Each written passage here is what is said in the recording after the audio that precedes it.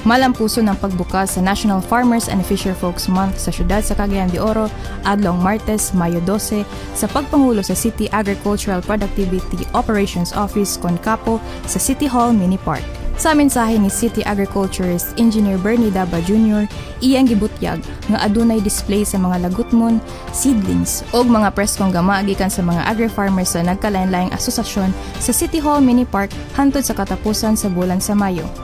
May paabot usab sa iyang mensahe si City Mayor Clarex Uy, pinaagi ni City Administrator Attorney Roy Hilario Raagas.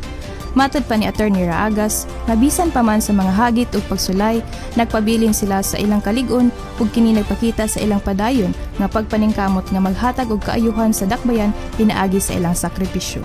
Mitambong sa maong programa ang mga sakop sa 21st City Council nga sila City Councilor Juancho Antoy Pascual nga chairman sa Committee on Agriculture, Fisheries and Aquatic Resources.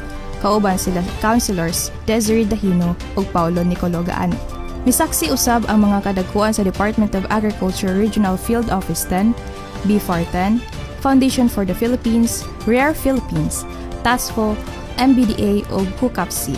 Samtang mitunog og financial grant ang Foundation for the Philippine Environment kon FPE, kauban ang Makahalar Bay Development Alliance kon MBDA ngadto sa Kirabag Fisherfolk Association ug Tablon Active Small Fisherfolk Organization. Aduna usab nagkadaiyang agricultural inputs ang APO sama sa gasoline irrigation pump, small-scale solar water pump, high-density polyethylene, backpack sprayers, pesticides ug herbicides sa lain usab nga mga farmer association beneficiaries. Kini nga mga donasyon magsilbi nga dugang tabang sa ilang adlaw-adlawng operasyon sa pagpanguma ug pangisda.